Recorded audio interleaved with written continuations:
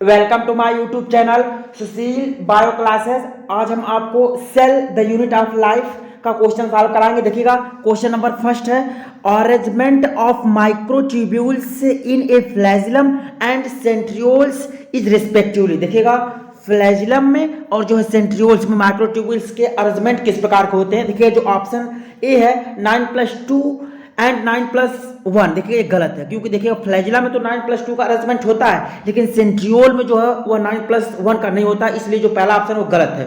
ठीक है, देखिएगा जो ऑप्शन बी है 9+1 एंड 9+0, ये भी क्या है, गलत है। ठीक है, देखिएगा और जो ऑप्शन सी है 9+0 एंड 9+2, ये भी क्या है, गलत है। जो ऑप्शन डी इसमें वही सही होगा। देखिए जो फ्लैजिला में माइक्रोट्यूब्यूल्स का अरेंजमेंट है वह 9+2 है, और जो सेंट्रियोल्स होता है उसमें जो इसका अरेंजमेंट होता है वह 9+0 होता है, इसलिए जो ऑप्शन डी इसमें वही सही होगा। ठीक है, देखिएगा जो सेंट्रियोल्स होते हैं इनके पास देखिएगा होल ऑफ 9 पेरिफेरल फाइब्रिल्स। देखिएगा 9 पेरिफेरल यानी बाहर की तरफ फाइब्रिल्स जो होती हैं, और देखिए जो फाइब्रिल्स सेंटर की तरफ अब्सेंट होती हैं। ठीक है, देखिए जो फाइब्रिल्स होते हैं वो सेंटर में अब्सेंट होते हैं, इसलिए इसका जो अरेंजमेंट होता है वो 9+0 का होता है, यानी कि सेंट्रियोल्स का जो अरेंजमेंट होता है वो 9+0 का होता है, और जो फ्लैजिला का अरेंजमेंट होता है माइक्रोट्यूब्यूल्स का देखिएगा वो 9+2 का होता है। ठीक है, देखिए फ्लैजिला जो होता है वो समाहित करता है an axoneme of peripheral doublets fibrils. ठीक है, और देखिएगा इसमें 2 सेंट्रल सिग्नेट फाइब्रिल्स पाए जाते हैं। ठीक है, इसलिए इसका जो अरेंजमेंट होता है उसे कहा जाता है 9+2 अरेंजमेंट, यानी जो ऑप्शन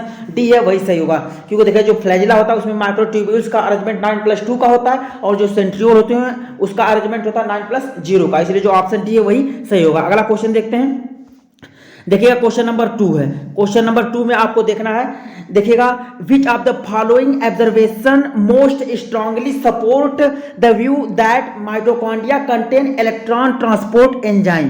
ठीक है, aggregated into the compact association. ठीक है, देखिएगा इसमें जो ऑप्शन ए है mitochondria have a highly folded inner wall, देखिए ये गलत है। ठीक है, देखिए जो इसमें ऑप्शन बी है देखिएगा disruption of mitochondria yield the membrane fragments which are able to synthesize the ATP, देखिए इसमें वही सही होगा, जो ऑप्शन बी इसमें वही सही होगा। ठीक है, देखिएगा disruption of the mitochondria yield the membrane fragments which are able to synthesize the ATP, इसलिए जो ऑप्शन बी है वही सही होगा। अगला क्वेश्चन देखते हैं। देखिए क्वेश्चन नंबर 3 है। क्वेश्चन नंबर 3 में देखिएगा the chromosomes in the centromere lies slightly away from the middle of the chromosomes resulting into one shorter arms and the one longer arms is called, जिसे क्या कहा जाता है। देखिएगा इसे ऑप्शन ए है मेटासेंट्रिक, ये गलत है, इसे मेटासेंट्रिक नहीं कहा जाता है। ठीक है, मेटासेंट्रिक देखिएगा वी शेप्ड होता है। ठीक है, और इसमें देखिएगा जो ऑप्शन बी है सब मेटासेंट्रिक यही सही होगा। ठीक है, देखिएगा जो सब मेटासेंट्रिक होता है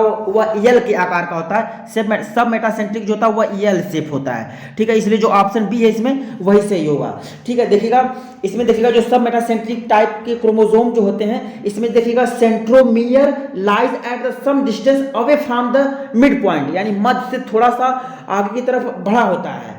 ठीक है, और देखिएगा dividing the chromosome into the 2 unequal arms, देखिए इसमें जो क्रोमोसोम होते हैं 2 असमान आर्म्स में बटे होते हैं। ठीक है, इसलिए इसे मेटासेंट्रिक कहा जाता है। ठीक है, इसलिए जो ऑप्शन बी है वही सही होगा। ठीक है, अगला क्वेश्चन देखते हैं। देखिए क्वेश्चन नंबर 4 है।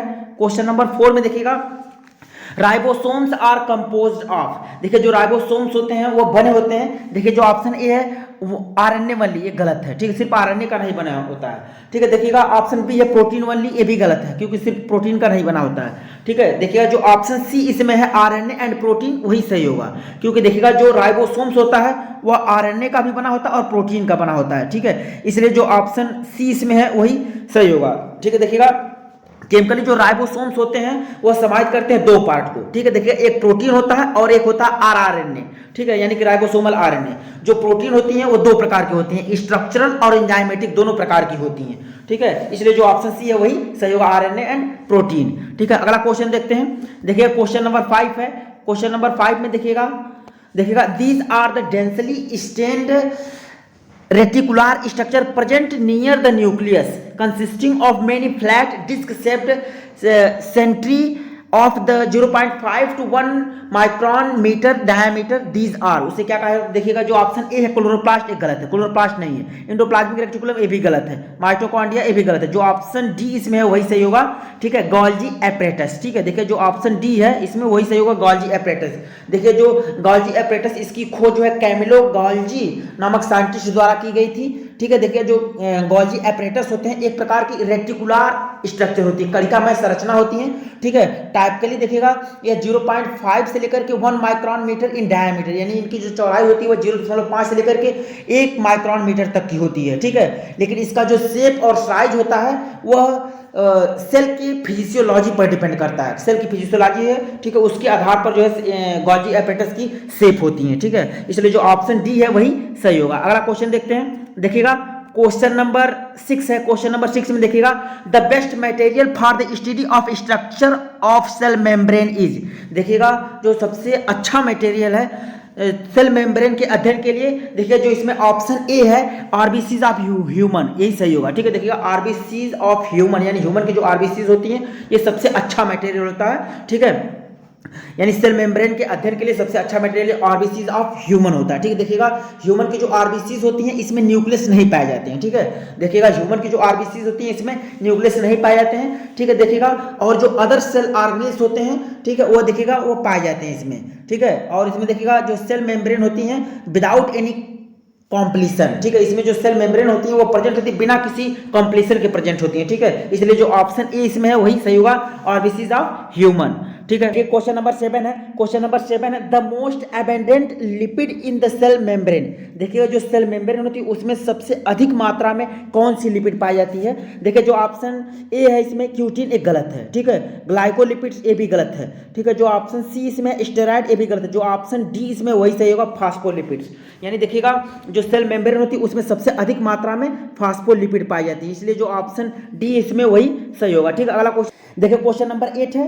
क्वेश्चन नंबर 8 में देखिएगा lipids are arranged within the membrane with, देखिएगा जो इसमें लिपिड्स होती हैं वह व्यवस्थित होती हैं, ठीक है। देखिएगा मेम्ब्रेन के अंदर किसके साथ, देखिएगा जो ऑप्शन ए है polar head towards inner side and the hydrophobic tail toward the outer side, देखिए ये गलत है, ठीक है। देखिए जो ऑप्शन बी है both head and the tail toward the outer side, ये भी गलत है। देखिए जो ऑप्शन सी है वही सही होगा, ठीक है। देखिएगा head toward the outer side and tail toward the inner side, इसमें देखिए जो हेड होता है वो बाहर की तरफ होता है और जो टेल होते हैं वह अंदर की तरफ होते हैं, इसलिए जो ऑप्शन सी इसमें है वही सही होगा, ठीक है। अगला क्वेश्चन देखते हैं, देखिए क्वेश्चन नंबर 9 है। क्वेश्चन नंबर 9 है select the incorrect statement regarding the plasma membrane, देखिएगा आपको इनकरेक्ट स्टेटमेंट ढूंढना है, ठीक है। देखिएगा आपको इनकरेक्ट स्टेटमेंट ढूंढना है। देखिएगा इसमें देखिएगा ratio of the protein and lipids varies considerably in the different cell types, देखिएगा ये सही है, देखिएगा जो ये सही, जबकि आपको इनकरेक्ट ढूंढना है, ठीक है। देखिएगा और जो ऑप्शन बी है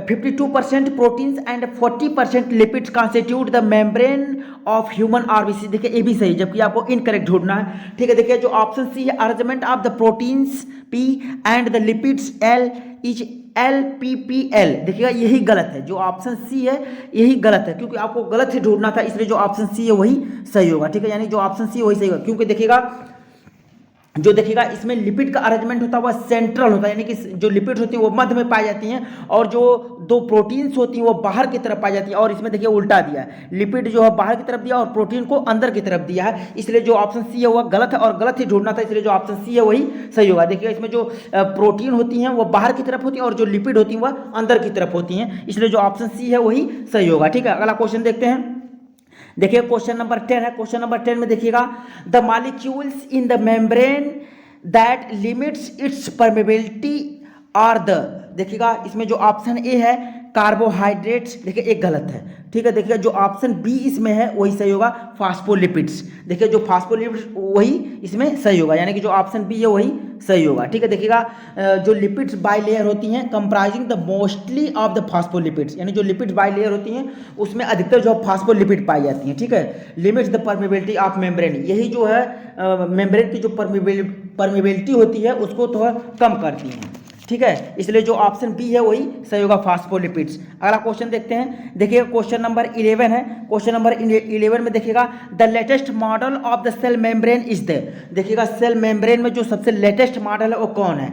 देखिएगा जो ऑप्शन ए इसमें है यूनिट मेम्ब्रेन मॉडल ये गलत है, ठीक है। देखिए जो ऑप्शन बी इसमें वही सही होगा, फ्लूइड मोज़ेक मॉडल। देखिए जो फ्लूइड मोज़ेक मॉडल है ये सबसे लेटेस्ट मॉडल है, इसलिए जो ऑप्शन बी इसमें है वही सही होगा, फ्लूइड मोज़ेक मॉडल। देखिए जो fluid mosaic model is the most recent, देखिए ये सबसे हाल ही में दिया जाने वाला मॉडल है, ठीक है। और देखिएगा सबसे अधिक एक्सेप्टेबल मॉडल है, ठीक है। देखिएगा जो ये फ्लूइड मोज़ेक मॉडल ये सबसे ज़्यादा एक्सेप्ट किए जाने वाला मॉडल है, ठीक है, ऑफ द बायोमेम्ब्रेन, ठीक है, विच वॉज प्रपोज्ड बाय, जिसको प्रपोज किया था सिंगर और निकोलसन ने, ठीक है, 1972 में, ठीक है। और इसलिए जो ऑप्शन बी है वही सही होगा। अगला क्वेश्चन देखते हैं, देखिएगा क्वेश्चन नंबर 12 है। क्वेश्चन नंबर 12 में देखिएगा according to the model concept cell membrane is, देखिएगा इसमें देखिएगा जो ऑप्शन ए है, देखिएगा सॉलिड, ये क्या है, गलत है। देखिए जो ऑप्शन बी है इसमें वही सही होगा, क्वेसी फ्लूइड। देखिए जो ऑप्शन बी इसमें है क्वेसी फ्लूइड वही सही होगा, क्योंकि देखिए जो fluid mosaic model describes the cell membrane, जो फ्लूइड मोज़ेक मॉडल है यह सेल मेम्ब्रेन का वर्णन करता है एज क्यूसी फ्लूइड के रूप में, ठीक है, क्यूसी फ्लूइड में, इसलिए जो ऑप्शन बी है इसमें वही सही होगा, ठीक है, क्यूसी फ्लूइड। अगला क्वेश्चन देखते हैं, देखिएगा क्वेश्चन नंबर 13 है। क्वेश्चन नंबर 13 में देखिएगा the fluid mosaic model explain which aspect of the cell membrane. देखिएगा इसमें जो ऑप्शन ए है ओनली स्ट्रक्चरल एस्पेक्ट, देखिए गलत है, ठीक है, ओनली फंक्शनल एस्पेक्ट्स ये भी गलत है। देखिए इसमें जो ऑप्शन सी है वही सही है। देखिएगा बोथ, ठीक है, देखिएगा इसमें बोथ की स्पेलिंग गलत हो गई है, मिस्टेक हो गई, BOOTH होता है, ठीक है, जबकि ये गलत दे दिया, ठीक है। देखिएगा both structural and functional aspect, यानी जो ऑप्शन सी है वही सही होगा, both structural and the functional aspect. देखिएगा देखिए जो फ्लूइड मोज़ेक मॉडल होता है एक्सप्लेन करता है दोनों को, structural and functional aspect of the cell membrane, ठीक है। देखिएगा यह एक्सप्लेन करता है presence of different type of the permeability, ठीक है। देखिए इसमें अलग अलग प्रकार की परमेबिलिटी प्रेजेंट होती हैं, ठीक है। देखिएगा और जो है रिटेंटिविटी भी प्रेजेंट होती है ऑफ वेरियस सेल मेम्ब्रेन, अलग अलग सेल मेम्ब्रेन की, इसलिए जो ऑप्शन सी है both structural and functional aspect वही सही होगा, ठीक है। अगला क्वेश्चन देखते हैं, देखिएगा क्वेश्चन नंबर 14 है। क्वेश्चन नंबर 14 में देखिएगा the integral cell membrane protein, देखिएगा जो इसमें इंटीग्रल सेल मेम्ब्रेन प्रोटीन्स होती हैं वो क्या होती है। देखिए जो ऑप्शन ए है, देखिएगा are partially embedded in the lipid layers, देखिएगा जो पार्शली इम्बेडेड होती हैं लिपिड लेयर में, ठीक है, देखिएगा ये सही है, ठीक है। देखिए जो ऑप्शन बी है are completely embedded in the lipid layers, देखिए ये भी सही है, ठीक है। देखिए जो ऑप्शन सी इसमें है shows the lateral but not vertical movement with in the bilayer of lipids, देखिएगा ये भी सही, यानी कि जो ऑप्शन डी इसमें वही सही होगा, ऑल ऑफ दीज, यानी जो ऑप्शन इसमें जो डी है ऑल ऑफ दीज वही सही होगा। देखिएगा कुल 14 क्वेश्चन थे। Thank you for watching.